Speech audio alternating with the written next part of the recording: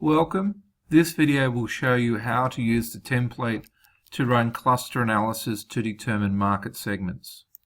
When you go to the site Cluster Analysis for Marketing and download the free template, this spreadsheet will come up. Now remember to enable the macros, okay, because it'll come up allow macros, so you click on that.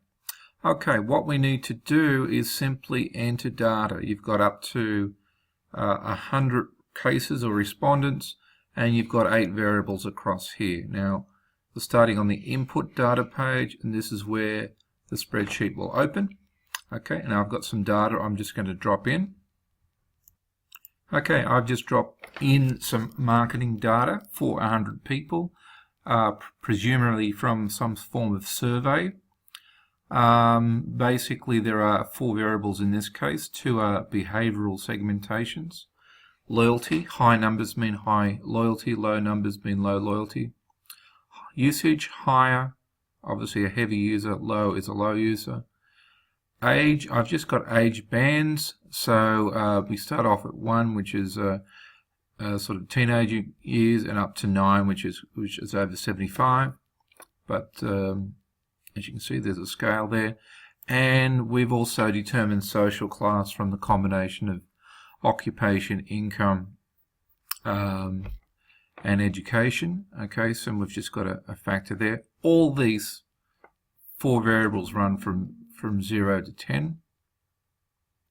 However, your data can be in any form, any scale.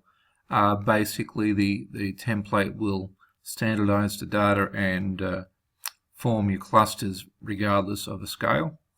Okay, so once the data is in, okay, as it says there, you'll need for it to make any sense, you'll need at least 2 variables, and for it to be able to run up to 5 clusters, we should be looking at least 10 respondents.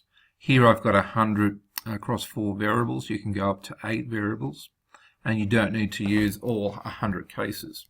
So once you've done that, it's just a matter of this big box here. Click to run cluster analysis. Now, if you have never had a solver added before, so go down to the bottom here, you'll need to add that. There's instructions there on all these various tabs. And basically, the solver add-in is automatic with every version of Excel.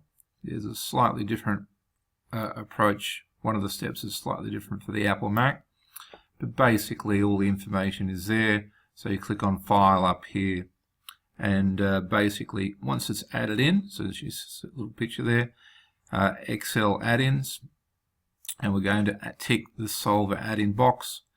The only tricky part is once you've done that, you'll need to save the spreadsheet and exit Excel and then come back into it. And that basically provides the calculation ability. So once everything's in, we just click that button and you'll see this screen pop up. Running the cluster analysis now. You just see down the bottom of the video, you can see the Excel's working away. And what it does, it runs clusters for 2 segments, 3, 4, and 5. Each one takes about 15 seconds. So of course we're doing 4 of them. That's about a minute overall. Okay, and once that's done, it'll spit you back to output clusters. Okay, so we're going to go back in there. If you're not happy, you want to play around with the data, you can always go back to input data. Okay, so I'm going to pause for about 20 seconds. Okay, that took about a minute or so. You'll get put back to the output page. Okay. Other than input data, you do not type into any other cells. All of these worksheets down here that we'll have a quick look at, they're outputs, so you don't need to touch them. Okay, so basically we've got output for 2, 3, 4, and 5 segment approaches. Okay, and the way you read this is that, well, let's have a look at 4 segments or clusters. What it does, each of the variables, it gives you the average or the center. So you can see segment 3 is quite high in loyalty. The others are quite mid-range. We've got the scale for usage, age categories or levels, and then social class. Okay, so this is the average, the central part of each segment. Okay, what we also have is the sum of squared error. Obviously, the closer to that is to 0, the more accurate the segmentation is.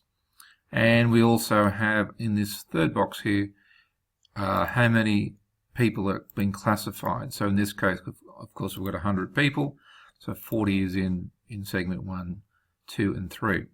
Now each of these run independently. So segment 1 here and segment 1 here are different. Okay, you can see segment 1, when we've got 2 clusters, loyalty and usage is quite high. Down here, that probably relates to segment 2. Okay, our goal is not to match these up. The goal is to work out what is the best approach, 2, 3, 4, or 5. Now, depending on what you use, right at the bottom of this page, we've got in which cluster or segment is the respondent allocated. So we go through all the way down to 100, and it'll say basically where we're added. So, for example, respondent 50, depending on the approach, will put us somewhere else. Okay, so that's very helpful information. We'll go back to that.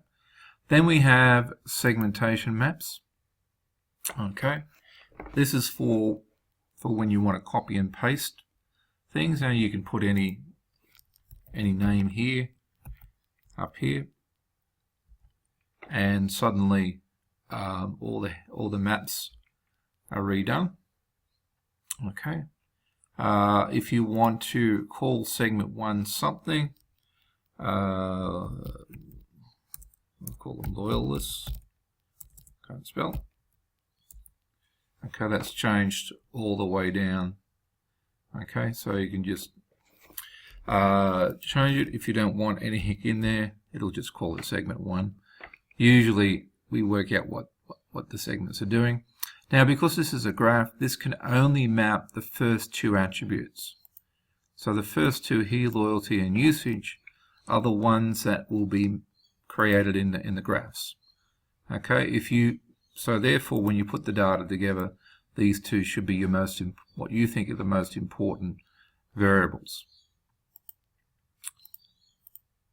Okay, so we can see that for 2 segments, we've got a segment that is quite high in loyalty and usage and one sort of in the middle.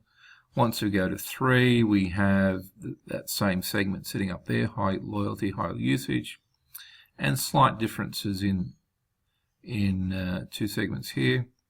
That's the 4 segment approach and the 5 segment approach. So you can see we've got a little bit degree of overlap here. Okay, that clusters everybody together.